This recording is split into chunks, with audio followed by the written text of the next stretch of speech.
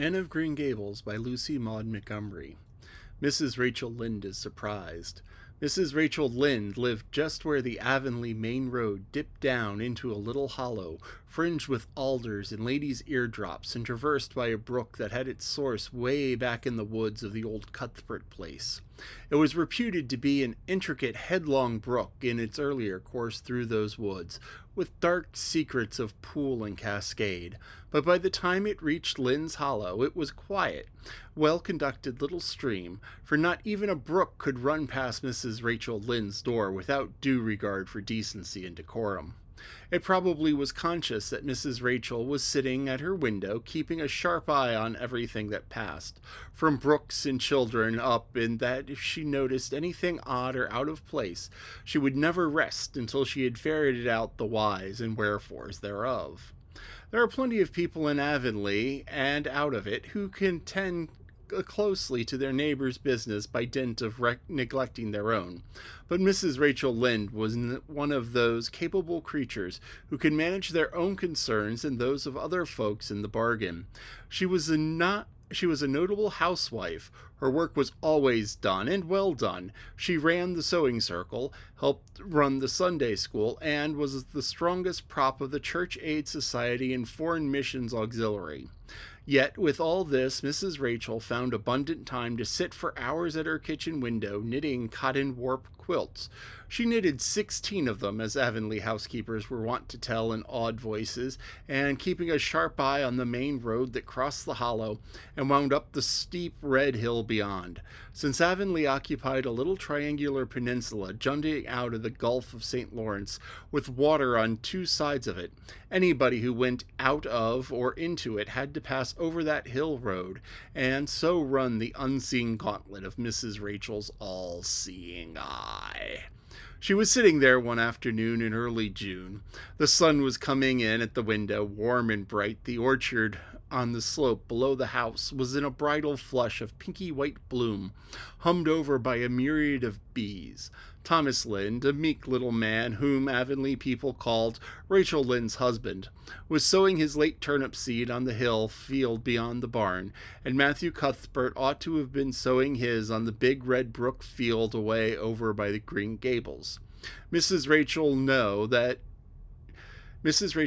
he ought to, because she had heard him tell Peter Morrison the evening before in William J. Blair's store over by the Carmody that he meant to sow his turnip seed the afternoon.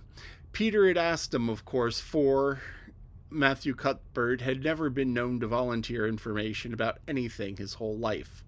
And yet here was Matthew Cuthbert at 3:30 on the afternoon of a busy day, placidly driving over the hollow and up the hill.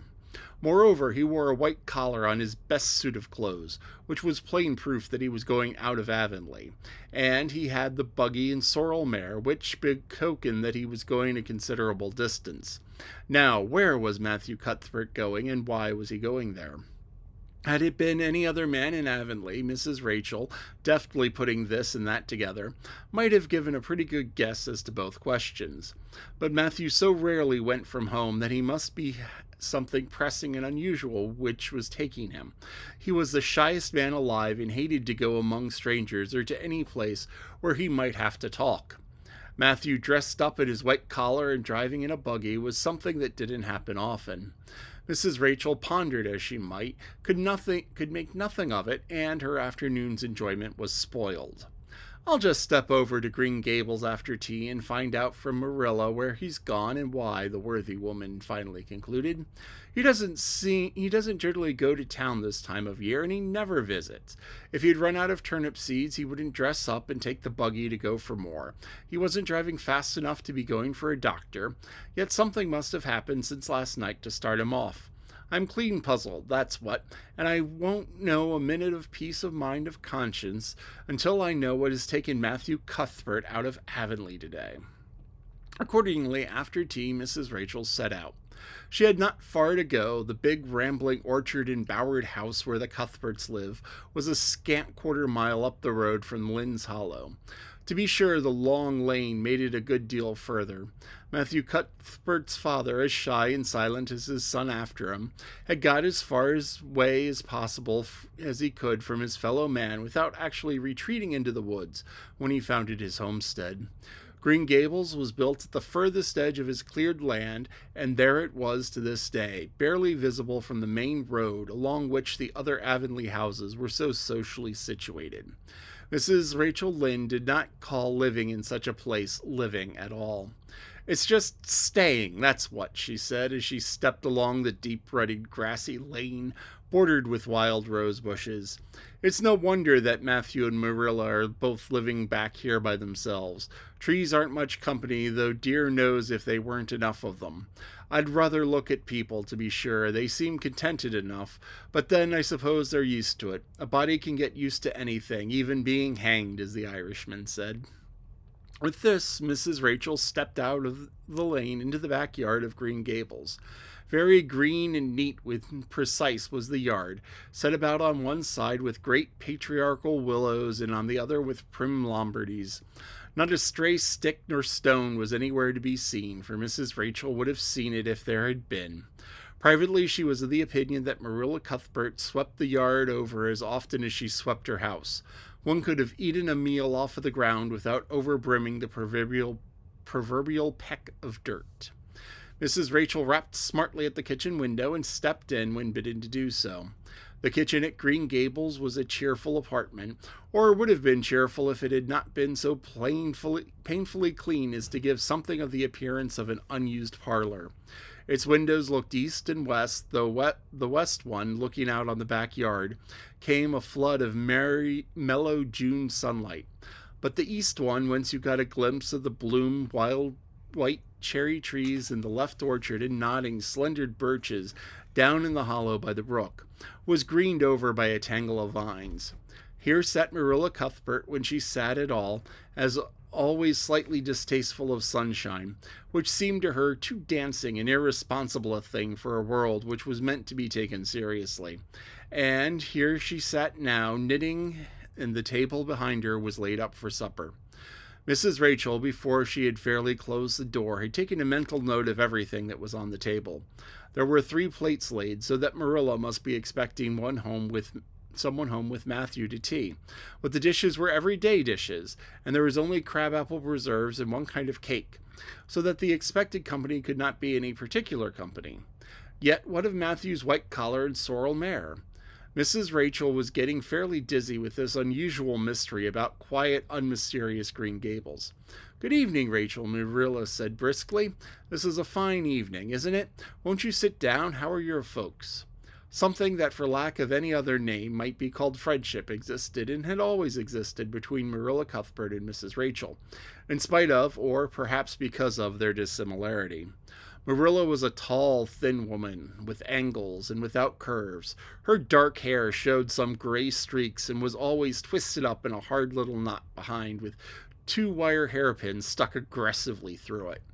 She looked like a woman of narrow experience and rigid conscience, which she was. But there was also a saving something about her mouth, which, if it had ever been so slightly developed, might have been considered indicative of a sense of humor. "We're all pretty well," said Mrs. Rachel. "I was kind of afraid you weren't, though, when I saw Matthew starting off today. I thought maybe he was going to the doctor's." Marilla's lips twitched understandingly. She had expected Mrs. Rachel up too. She had known that the sight of Matthew jaunting off so unaccountably would be too much for her neighbor's curiosity. "Oh, no, I'm quite well, although I had a bad headache yesterday," she said. "Matthew went to Bright River. We're getting a little boy from an orphan asylum in Nova Scotia, and he's coming on the train tonight." If Marilla had said that Matthew had gone to Bright River to meet a kangaroo from Australia, Mrs. Rachel could not have been more astonished. She was actually stricken dumb for 5 seconds. It was so unsupposable that Marilla was making fun of her, but Mrs. Rachel was almost forced to suppose it. "Are you in earnest, Marilla?" she demanded when her voice returned to her. "Yes, of course," said Marilla, as if getting boys from orphan asylums in Nova Scotia were part of the usual spring work on any well-regulated Avonlea farm, instead of being an unheard-of innovation. Mrs. Rachel felt that she suddenly received a severe mental jolt. She thought in exclamation points. A boy! Marilla and Matthew Cuthbert, of all people, adopting a boy from an orphan asylum. Well, the world certainly was turning upside down. She would be surprised at nothing after this. Nothing! What on earth put such a notion in your head? She demanded disapprovingly.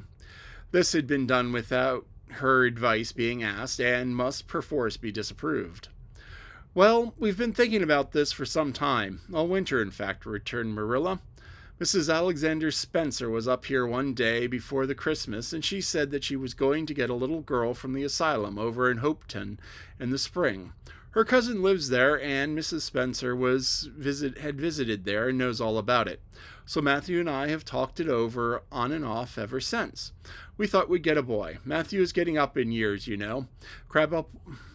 Getting up in years, you know. He's 60, and he isn't quite so spry as he once was. His heart troubles him a good deal, and you know how desperate hard it is going to be to get hired help. There's never anybody to be had but those stupid half-grown little French boys. And as soon as you do get one broke into your ways and taught something, he's up and off to lobster canneries or the States. At first, Matthew suggested getting a homeboy, but I said no, flat to that.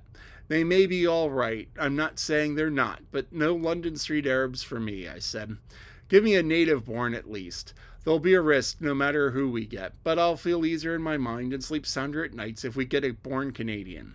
So in the end, we decided to ask Mrs. Spencer to pick us out one when she went to get her little girl. We heard last week she was going, so we sent her word by Richard Spencer's folks at Carmody to bring us a smart, likely boy of about 10 or 11. We decided that would be the best age, old enough to be of some use in doing chores right off, but young enough to be trained up proper. We meant to give him a good home and schooling. We had a telegram from Mrs. Alexander Spencer today. The mailman brought it to us from the station, saying that they were coming on the 5:30 train tonight. So Matthew went to Brighton River to meet him. Mrs. Spencer will drop him off there, and of course she goes to the White Sand Station herself. Mrs. Rachel prided herself on always speaking her mind. She proceeded to speak it now, having adjusted her mental attitude to this amazing piece of news. Well, Marilla, I'll just tell you plain that I think you're doing a mighty foolish thing. A risky thing, that's what. You don't know what you're getting. You're bringing a strange child into your house and home and don't know a single thing about him or what his disposition is like, nor what sort of parents he had, nor how he's likely to turn out. Why, it was only last week I read in a paper how a man and his wife up west of the island took a boy out of the orphan asylum, and he set fire to their house at night. Set it on purpose, Marilla, and nearly burnt them to a crisp in their beds. And I know another case where an adopted boy used to such the eggs that they couldn't break him out of it. If you asked my advice in that matter, which you didn't do, Marilla, I'd have said, for mercy's sake, not to think of such a thing, that's why. This job's comforting seemed neither to offend nor alarm Marilla. She knitted steadily on. I don't deny there's something in what you say, Rachel. I have some qualms myself, but Matthew was terribly set on it. I could see that, so I gave in. It's so seldom Matthew sets his mind on anything that when he does, I always feel it's my duty to give in. As for the risk, there's risks in pretty nearly everything a body does in this world. There's risks in people having children of their own if it comes to that. They don't always turn out well, and then there's Nova Scotia is right close to the island. If it isn't if we're getting him from England or the States. He can't be much different from ourselves. Well, I hope it'll turn out all right, said Mrs. Rachel, in a tone that plainly indicated her painful doubts. Not only don't say I didn't warn you if he burns Green Gables down or puts strychnine in the well. I heard of a case over in New Brunswick where an orphan asylum child did that and the whole family died in fearful agonies. Only it was a girl in that instance. We're not getting a girl, said Marilla, as if poisoning wells were a purely feminine accomplishment and not to be the dreaded case of a boy. I'd never dream of taking a girl to bring up. I wonder at Mrs. Alexander Spencer for doing it. But there, she wouldn't shrink from adopting a whole orphan asylum if she took it into her head. Mrs. Rachel would have liked to stay until Matthew came home with his imported orphan. But reflecting that it would be a good 2 hours at least before his arrival, she concluded to go up to the road to Robert Bell's and tell them the news. It would certainly make a sensation second to none, and Mrs. Rachel dearly loved to make a sensation. So she took herself away, somewhat to Marilla's relief, for the latter felt her doubts and fears reviving in the influence of Mrs. Rachel's pessimism. Well, of all the things, as if it were or ever will be, ejaculated Mrs. Rachel when she was safely out of the lane. It really does seem as if I must be dreaming. Well, I'm sorry for that poor young one, and make no mistake. Matthew and Marilla don't know anything about children, and they'll expect him to be wiser and steadier than his own grandfather. If so be he's ever had a grandfather, which is doubtful. It seems uncanny to think of a child at Green Gables somehow. There's never been one there, for Matthew and Marilla were grown up when the new house was built, if they ever were children, which is hard to believe when one looks at them. I wouldn't want to be in that orphan's shoes for anything. My, but I pity him, that's what. So said Mrs. Rachel to the wild rose bushes out of the fearfulness of her heart. But if she could have seen the child who was waiting patiently at the Bright River station at that very moment, her pity would have been still deeper and more profound.